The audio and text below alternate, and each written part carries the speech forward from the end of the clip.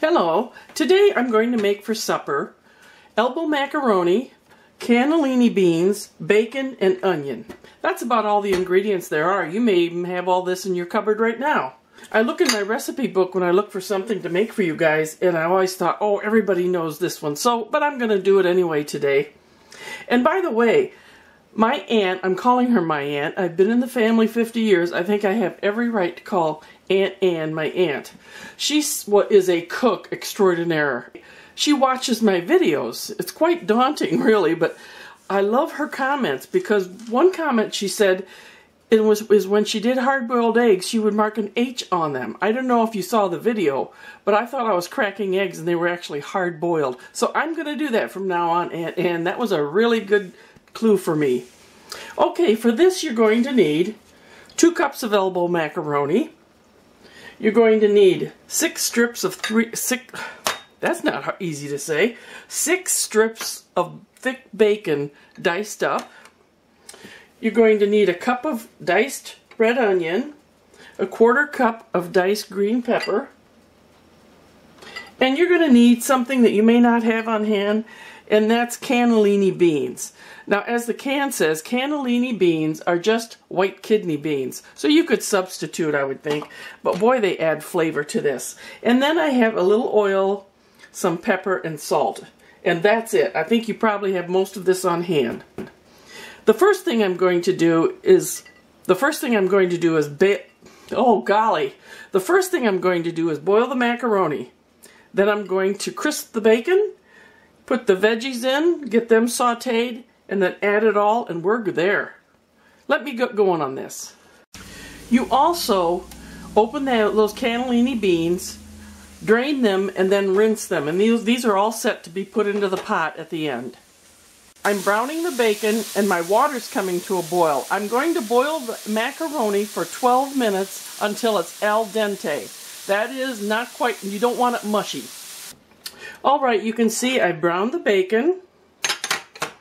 I have cooked the macaroni. Mine took 10 minutes. I could maybe even gone a minute less.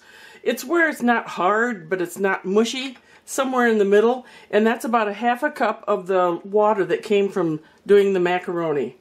Now I'm going to put back in the pan. There's a little bit of drippings left from this. I'm going to put in the pan the onion and green pepper, and I'm going to saute it for about a minute.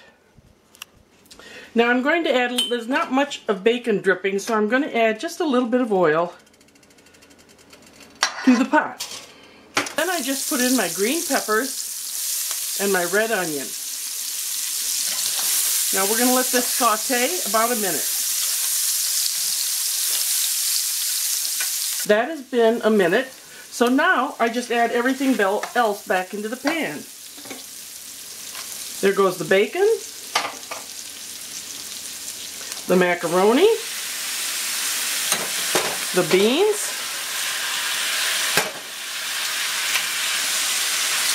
oh, it's all going to pick up this flavor.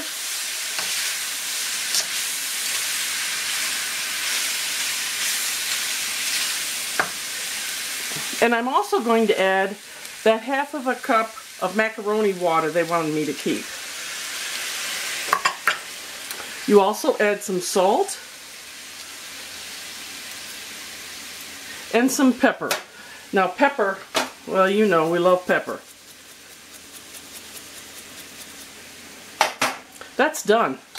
I let it saute for a little bit so all the flavors gather. Now, you know, Aunt Ann sent me a couple of little recipe books from a lady from West Virginia, and she has all these sayings in there. And one I want to share with you is this one. I thought this was funny. We've just been married 50 years, and if you've been married a while, you know this. Keep your eyes wide open before you get married. After you get married, close one eye. I remember when I first learned I had to close one eye.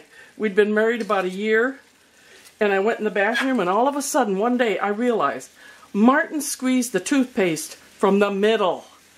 I didn't know anybody on the planet did that. In our family, you did it from the end and rolled it up neatly.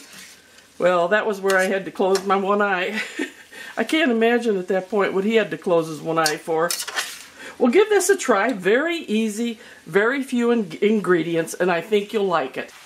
As this is picking up flavor, as it just sits here and I stir it a bit, you can easily add more bacon. You could add a lot more bacon. You could add more beans. If you want it vegetarian, just use cannellini beans, another can of beans.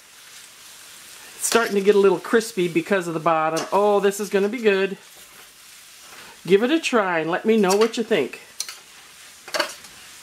Thanks.